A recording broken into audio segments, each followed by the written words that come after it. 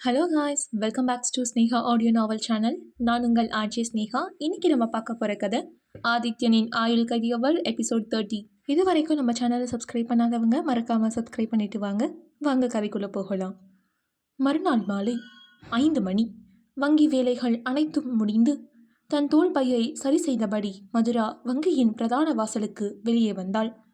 அன்றைய நாள் முழுக்க வேலை பார்த்த களைப்பு அவளது முகத்தில் தெரிந்தாலும் கண்கள் இயல்பாகவே பக்கத்து தெருவின் பஸ் ஸ்டாப் நிறுத்தத்தை தேடி அலைந்தன.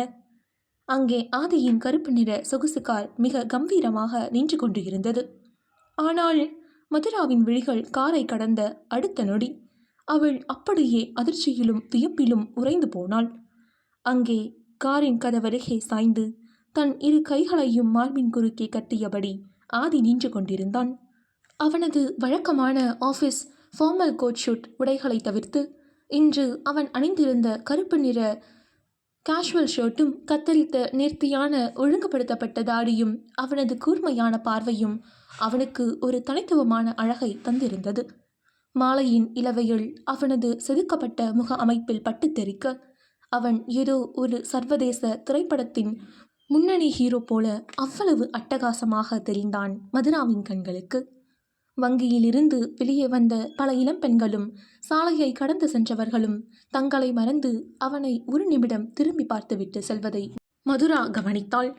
அவளது இதயம் ஒரு நொடி தன் கட்டுப்பாட்டை இழந்து மிகவும் வேகமாக துடித்தது. எதுக்கு எல்லாரும் யாதைய இப்படி வச்ச கண்டு வாங்காம பார்க்குறாங்க? ஊரில் ஒருத்தர் அழகா இருந்திடக்கூடாதே என்று தன் ஆதியை பிறர் பார்ப்பதை ஏற்றுக்கொள்ள முடியாமல் பொசசிவ்னஸில் பொங்கிக் கொண்டு இருந்தாள் மதுரா. பின் பொறுமையாக அவனை பார்த்த மது அவளை மறந்து, அடப்பாவை, என்ன மனுஷன்டா இவன், இவ்வளோ அழகா இருக்கா, இந்த மாடர்ன் ட்ரெஸ்ல வந்து நின்னா அப்புறம் எப்படி என் கண்ணு வேற எங்கேயாச்சும் போகும் என்று மனதிற்குள் நினைத்தபடி அவளை எறியாமல் தன் உதடுகளில் ஒரு அகன்ற புன்னகையோடு வியந்து போய் அப்படியே நின்று விட்டாள். அவள் தன்னை இமைக்காமல் வெறித்து பார்ப்பதை ஆதி கவனித்து விட்டான். அவளது அந்த திகைப்பை ரசித்தபடி உதட்டோறும் ஒரு குறும்பு சிரிப்பை வரவழைத்து கொண்டு அவள் அருகே மெதுவாக நடந்து வந்தான். ஆதி அவள் அருகே வந்த பின்பும் மது அசைவற்று கற்பனையிலேயே இருக்க இப்பொழுது ஆதி அவளது முகத்திற்கு நேராக தன் விரல்களை சொடுக்கிட்டான். உடனே தன் சுய நினைவுக்கு வந்தாள் மதுரா. அவள் ஆதியை பார்த்து, இவர் அங்குதானே இருந்தாரு, எப்படி இங்க வந்தாரு என்று திகைத்து நிற்க, ஹலோ மேடம், என்ன ரோட்டில் நின்றுக்கிட்டு அப்படியே ஷாக் ஆகி சிலையாகிட்டியா? ஒருவேளை நேற்று காலையில் வீட்டில் என்கிட்ட அவ்வளோ வாய் பேசிட்டு இப்போ நேரில் பார்த்ததும் அப்படியே பயந்து போய் நிற்கிறியா என்று ஆதி தன் காந்த குரலில் நக்கலாக இழுத்தான். மதுரா திரிகிட்டு சுதாரித்தாள். தன் முகத்தில் தெரிந்த வியப்பை எப்படியாவது அவனிடம் இருந்து மறைத்து கொள்ள முயன்று தன் தலையை சிலுப்பிக் கொண்டு, அதெல்லாம் ஒன்றும் இல்லை, நான் ஏன் பயப்படணும்? நேற்று காலையில் நான் என்ன தப்பாக பேசிட்டேன்? நீங்கள் என்ன பெரிய சிங்கம்னு நினைப்பா உங்ககிட்ட நான் பயப்படுறதுக்கு என்று வம்படியாக எழுப்பினாள். ஹோ, அப்படியா மேடம்? அப்போ எதுக்கு உன் கண்ணை இவ்வளோ பெருசாக வச்சுக்கிட்டு என்னையே ஒரு மாதிரியை வெறிச்சு பார்த்துக்கிட்டு இருக்க என்று சொல்ல, அதெல்லாம் இல்லையே என்று மதுரா இழுக்க, நான் இங்கே கார் பக்கத்தில் வந்து நின்னதுல இருந்து உங்கள் பார்வை என் மேலே தான் இருக்கு மதுரா மேடம், திருப்பி இல்லைன்னுலாம் போய் சொல்லாத என்று ஆதி அவளது முகத்திற்கு மிக அருகில் குனிந்து கண்களை சுருக்கி கேட்டான். அவனது முகத்தின் நெருக்கமும் அவனது மூச்சுக்காற்று தன் முகத்தில் பட்டதும் மதுராவுக்கு படபடப்பு தொற்றிக்கொண்டது. வெட்கம் அவளது கன்னங்களை சிவக்க வைக்க அவள் வம்படியாக ஒரு அடி பின்னால் எடுத்து வைத்தாள். யாரு, நானா? உங்களை பார்த்துட்டு இருந்தேனா? உங்களுக்கு ரொம்ப தான் கற்பனை ஜாஸ்தி ஆதி. நான் சும்மா இன்னைக்கு என்ன ட்ரெஸ் ஃபுல்லாக கருப்பாக இருக்கு மாதிரின்னு ஆச்சரியமா பார்த்தேன் என்று தன் கீழ் உதட்டை சுழித்து கொண்டு அவனிடமிருந்து தப்பியோட முயன்றாள். ஆதி சத்தமாக சிரித்து விட்டான். ஓஹோ, சொல்லுடி, காக்கா மாதிரி இருக்கேனா என்று கேட்க மதுரா, ஐயோ கேட்டுடுச்சா என்று நாக்கை கடித்து கொண்டு இல்லை என்று தலையசைக்க உடனே ஆதி, அப்படியா? ஆனா உன் கண்ணு போய் சொல்லுதே. என்ன மதுரா, உண்மையை சொல்லு. நம்ம புருஷன் இன்னைக்கு கருப்பு ட்ரெஸ்ல செம்ம ஹேண்ட்ஸமாக இருக்கானே, இவனை சும்மா நிம்மதியாக விடக்கூடாதுன்னு தானே மனசுக்குள்ளே நினச்சிங்க மதுரா மேடம். அது மட்டும் இல்லாமல் சுற்றி இருக்கிற பொண்ணுங்க எல்லாம் என்னை வேடிக்கை பார்க்குறத பார்த்து உங்களுக்குள்ள லேசாக பொறாமை எட்டி பார்த்துதே. நான் கவனிக்கலன்னு நினைக்கிறியா என்று கண்ணடித்து மேலும் அவளை வம்பு எடுத்தான் ஆதி. உடனே மதுரா, இதெல்லாம் நல்லா தெரியும், என் காதலை தவிர என்று நினைத்து கொண்டு, போங்க ஆதி, எப்போ பார்த்தாலும் இப்படி உங்களை பற்றியே பெருமையாக பேசி என்னை கிண்டல் பண்ணுறதே உங்களுக்கு வேலையாக போச்சுல. நான் உங்ககிட்ட பேச மாட்டேன், நான் பாட்டுக்கு ஆட்டோ படித்து வீட்டுக்கு போகிறேன் என்று செல்லமாக கோபித்து கொண்டு முகத்தை திருப்பிக் கொண்டு நடக்க போனாள். ஆதி அவளது கோபத்தை மிகவும் ரசித்தான். ஏய் நில்லுடி என்று அவளது வழியை மறித்து, சரி சரி கோச்சிக்காதீங்க மேடம், வாங்க நானே உங்களை கூட்டிகிட்டு போகிறேன் என்று சொல்ல, அதெல்லாம் ஒன்றும் தேவையில்லை, நான் ஆட்டோலேயே வரேன் என்று நகர முற்பட அவள் கையை பற்றிய ஆதி, நான் தான் சொல்லிக்கிட்டே இருக்கல, வந்து ஒழுங்காக காரில் ஏறு இல்லை என்று ஆதி அவளை பார்க்க, சரி சரி வரேன் என்று மதுரா தன் இதழ்களை கடித்து சிரித்து கொண்டே அவனது செல்லமான கிண்டலை ரசித்தபடி காரின் முன் இருக்கையில் ஏறினாள். அடுத்த நொடி கார் வீட்டை நோக்கி நகரத் தொடங்கியது. அதே நேரத்தில் தாரணியின் வீட்டில் ஒரு பெரும் போரே நடந்து கொண்டிருந்தது. மாலை நேரம் நெருங்க நெருங்க அந்த வீட்டின் ஹாலில் பதற்றம் உச்சக்கட்டத்தை எட்டியிருந்தது. தாரணியின் அத்தை விசாலமும் அவரது மகன் செந்திலும் சேர்ந்து பக்கவாதத்தால் சக்கர நாற்காலியிலேயே முடங்கி கிடக்கும் தாரணியின் தந்தை மனோகரனை முற்றிலும் மூளைச்சலவை செய்து கொண்டிருந்தனர். தாரணியின் நடத்தை பற்றியும் அவர்கள் இல்லாததும் பொல்லாததுமாக திரித்து கூற மனோகரன் மனதளவில் உடைந்து போய் அமர்ந்திருந்தார். அப்போது வீட்டின் பிரதான கதவு அதிரடியாக திறக்கப்பட வினய் ஒரு புயலைப் போல வீட்டிற்குள் நுழைந்தான். அவனது கண்களில் ரௌத்திரம் கொப்பளித்து கொண்டிருந்தது. அவனது இந்த அதிரடி பிரவேசம் அங்கிருந்த விசாலத்தையும் செந்திலையும் ஒரு நிமிடம் நடுங்க வைத்தது. ஹலோ சார், என் பேர் வினய், தாரணியோட பாஸ்னா என்று தீர்க்கமான குரலில் கூறத் தொடங்கிய வினய் நேராக மனோகரனின் சக்கர நாற்காலியின் முன்னால் சென்று நின்றான். உங்க தங்க விசாலமோ இந்த செந்திலோ இவ்வளவு நேரமாக உங்ககிட்ட சொன்னதெல்லாம் அப்பட்டமான பொய். தாரணி எந்த தப்பு பண்ணல, அவளோட நேர்மையும் உழைப்பும் எனக்கு நல்லாவே தெரியும். அவளை இந்த நரிங்க கிட்ட இருந்து காப்பாற்றணும்னா அவளை நான் கல்யாணம் பண்ணிக்கணும். அதனால் நான் அவளை கல்யாணம் பண்ணிக்க தயாராக இருக்கேன்.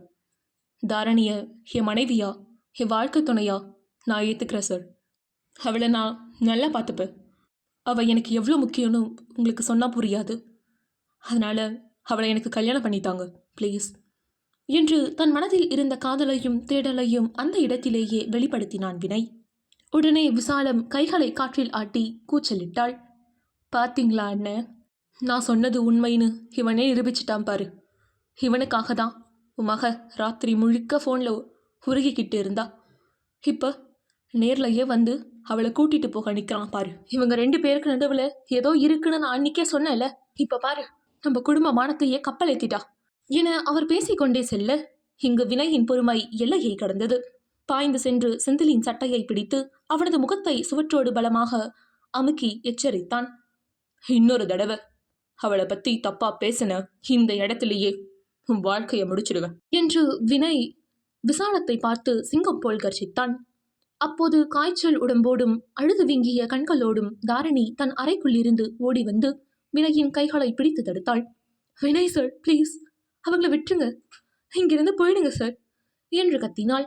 மனோகரன் இப்பொழுது வினயையும் தன் மகளையும் கூர்மையாக பார்த்தார். அவரது தழுதழுத்த குரலில் கோபமும் குடும்பமானத்தின் மீதான பயமும் ஏமாற்றமும் கலந்திருந்தது.